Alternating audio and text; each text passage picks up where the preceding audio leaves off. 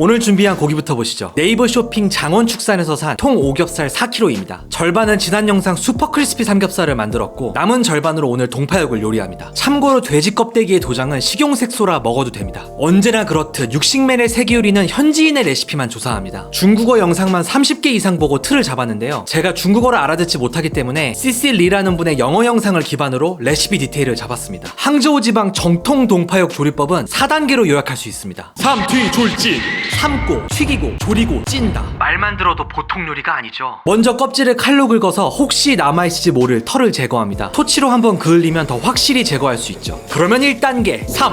대파 한 주먹과 팔각 2개를 넣은 물에 고기를 담가서 딱 10분만 팔팔 끓입니다. 돼지 껍데기가 오그라들어서 모양이 잡히고요. 무엇보다 돼지 잡내와 불순물이 확실히 제거되겠죠. 이것으로 1단계 끝. 동파육 크기는 요리사마다 참 제각각이더라고요. 저는 뭐든지 큰 게 좋아서 4등분만 했습니다. 이제 2단계 튀. 냄비 가득한 기름에 퐁당 담그는 식은 아니고 바닥에 고여있는 정도의 기름에 뒤집으면서 튀기더라고요. 보통은 웍에서 센 불로 빠르게 튀기던데 그랬다가는 기름 청소가 요리 시간보다 더 걸리겠죠. 중약불을 조절하면서 기름 방지망을 덮어가면서 전후좌우 노릇노릇하게 마이야르 반응을 일으켰습니다. 이것으로 2단계 끝. 여기서 요리용 실로 고기를 묵습니다. 제 이전 영상 칠면조 때 댓글 보니까 묵는 걸 좋아하는 구독자분들이 많으시더라고요. 제대로 동파육을 만들면 삼겹살 지방층이 녹으면서 조각이 분리될 수 있습니다. 이렇게 묶어주면 플레이팅에 문제가 없겠죠. 이제 3단계 졸.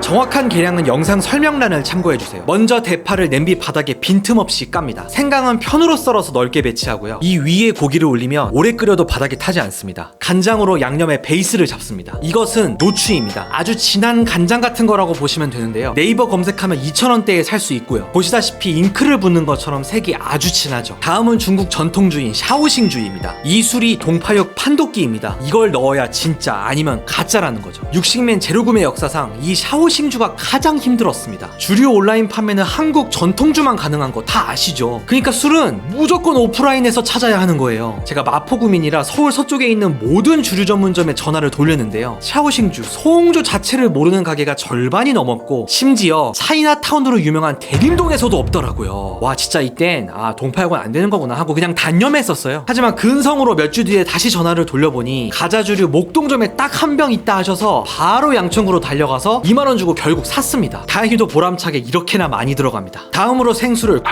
아까도 보셨던 팔각이 3알. 팔각은 요즘 대형마트에도 있더라고요. 그리고 오양분이 1티스푼 들어갑니다. 오양분은 네이버 검색하시면 1,500원에 살 수 있습니다. 마지막으로 흑설탕을 한 가득 넣으면 끝! 일 줄 알았는데 마늘을 까먹었습니다. 돼지 1.5kg에 마늘이 겨우 4알이 웬 말이냐 싶지만 대륙의 사정이 있겠죠. 넘어가시죠. 이 상태로 약한 불을 유지한 채 1시간을 끓이면 이런 모습이 됩니다. 껍질에 색이 안 배었으니 꼭 뒤집어야 합니다. 마찬가지 약한 불로 1시간을 더 끓이면 이런 모습이 됩니다. 꽤 많이 졸아들었죠. 이렇게 최소 2시간 졸이면 이것으로 3단계 끝.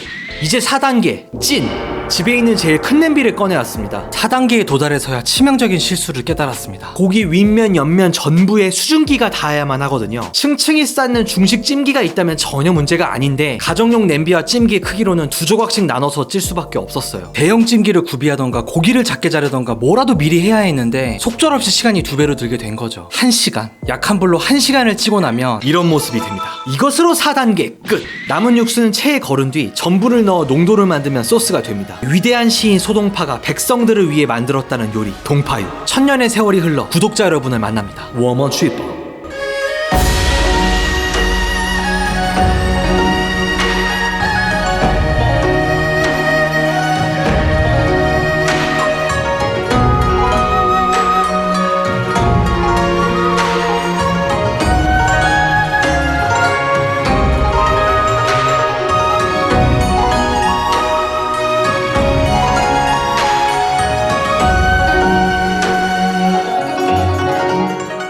처음 채널 시작할 때부터 동파육은 만들어야지 생각했었는데 드디어 거의 1년 반이 다 돼서야 하게 됐네요. 그때는 진짜 손에 닿지도 못할 만큼 어려운 요리라고 생각했는데 지금 보니까 그렇지만도 않습니다. 아무튼 먹어보죠.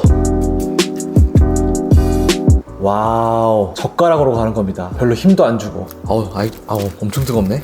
크게 하니 갑니다.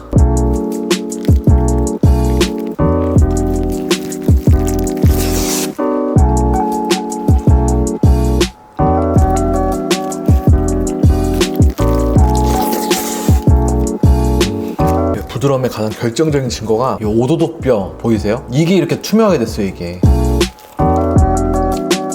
뼈가 아니라 그냥 살처럼 씹혀요. 이건 수비드로도 못하는 일입니다. 수비드가 오도독뼈가 되게 거슬리거든요. 요게 이제 그 껍질인 거죠. 이렇게 쉽게 분리가 되니까 끈으로 묶으라 레시피가 있었던 것 같아요.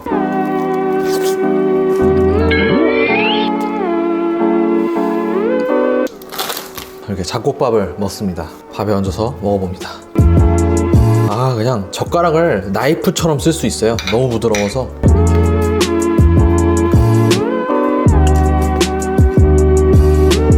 생각보다 안 짜서 좋네요. 까만 색깔에 비하면 감칠맛만 가득하고 별로 안 짜요. 소홍주를 한번 먹어볼 시간입니다. 정말 향이 독특했는데 매콤한 향기가 있다고 해야 되나? 와인도 스파이스가 있다 막 이런 얘기 하잖아요. 야, 이건 살면서 먹어본 유형의 술이 하나도 아닌데요? 뭐 비슷한 걸 말하기가 힘드네.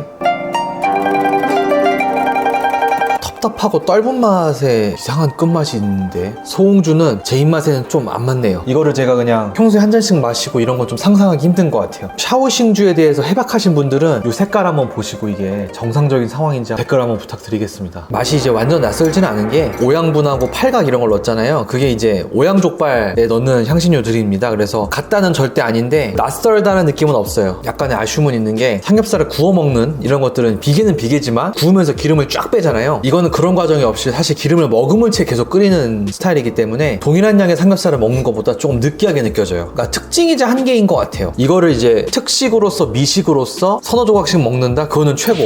이거를 푸드파이터처럼 쌓아놓고 먹는다? 그거는 이연복 셰프님 몽란에 방문했을 때도 가족 다 같이 갔었거든요. 그래서 제가 2조각인가 먹었었어요. 그때 이런 천하일미가 없다라고 생각했었는데 딱 그 정도. 약간 아쉬운 듯 먹는 게 좋겠네요. 되게 얇은 이런 거 만들기 괜찮은 삼겹살인데도 느글느글해요. 여기서는 배추김치 그리고 고수입니다. 김치랑 먹으면 다 해결이 되죠.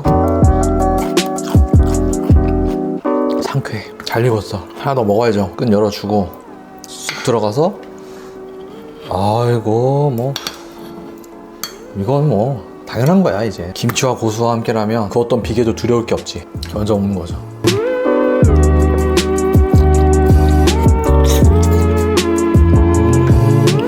역시 고수. 요 느낌 아닙니까? 요 느낌. 자, 앉은 자리에서 동파육을 한 500g 먹었습니다. 삼겹살 500g 상당히 많이 먹은 거죠. 아, 쉽지 않네요. 식도 전체에 기름칠한 느낌입니다. 뭐 중국 짜사이를 사서 하시면 제일 좋겠지만 아니면 김치라도 상큼하고 상쾌한 거 없이는 많이 먹기 힘드네요. 분명 살면서 한번 먹어봐야 되는 음식이고 첫 입에 닿을 때는 천국입니다. 오늘 천국 안에 지옥이 있다는 것을 발견했습니다. 아직 더 먹을 수 있는데 동파육은 더 못 먹겠네요. 벌써 길거리에 사람들이 전부 긴팔을 입는 계절이네요. 올해는 특별히 감기를 조심해야 할 것 같습니다. 조금 덥더라도 따뜻하게 입고 집 밖에선 마스크는 꼭 하시고요. 사랑하는 47만의 구독자 여러분, 항상 감사합니다. Thank you!